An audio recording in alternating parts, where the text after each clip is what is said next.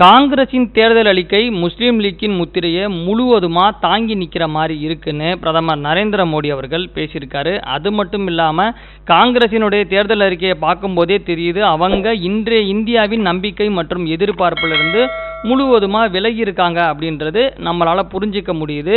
காங்கிரஸ் கட்சியின் தேர்தல் அறிக்கை சுதந்திர போராட்ட காலத்தில் முஸ்லீம் லீக்கில் இருந்த அதே சிந்தனையை எதிரொலிக்குதுன்ற விஷயத்தை பிரதமர் நரேந்திர மோடி அவர்கள் பேசியிருக்காரு. அது மட்டும் இல்லாமல் காங்கிரஸின் நிலைமை ரொம்ப மோசமடைஞ்சிருக்கு, அவங்களோட வெற்றிக்கு உழைக்காம எதிர்கட்சிகளான எங்களுடைய வெற்றிக்கு உழைச்சிக்கிட்டு இருக்காங்க, சமாஜ்வாதியோட நிலைமையும் அந்த மாதிரி தான் இருக்குது, அதனால தான் காங்கிரஸ் அடிக்கடி வேட்பாளர்களை மாற்றிக்கிட்டே இருக்காங்க. முக்கியமாக ஒரு விஷயம் சொல்லணும்னா காங்கிரஸில் வேட்பாளர்கள் கூட கிடைக்கிறது இல்லைங்க, வேட்பாளர்களை தேர்ற நிலைமையில தான் காங்கிரஸ் இருக்குது அப்படின்ற ஒரு விஷயத்த சொல்லியிருக்காரு.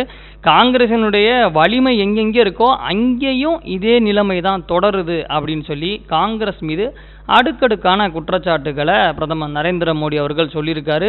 இன்னொரு முக்கியமான ஒரு விஷயத்தையும் பதிவு பண்ணியிருக்காரு. இந்தியா கூட்டணி அப்படின்றது கமிஷனுக்காக பணியாற்ற கூட்டணிங்க, ஆனால் எங்களுடைய கூட்டணி என்னைக்குமே அரசு இயக்கமாக பணியாற்றும் அப்படின்னு சொல்லியிருக்காரு. உறுதியற்ற ஒரு நிச்சயமற்ற தன்மை இருக்கிற பேர் தான் இந்தியா கூட்டணி அப்படின்னு சொல்லி பிரதமர் நரேந்திர மோடி அவர்கள் பேசியிருக்காரு. ஸோ இதுலேருந்தே தெரியுது, அதாவது மீண்டும் தான் பிரதமர் ஆக போகிறோம் அப்படின்ற ஒரு விஷயத்தினால தான் காங்கிரஸ் மீது இப்படி ஒரு குற்றச்சாட்டுகளை பிரதமர் நரேந்திர மோடி அவர்கள் சுமத்துறாரா அப்படின்னு சொல்லி அரசியல் விமர்சகர்கள், அரசியல் பார்வையாளர்கள் மத்தியில் தற்போது பேசுபொருள் ஆயிருக்கு.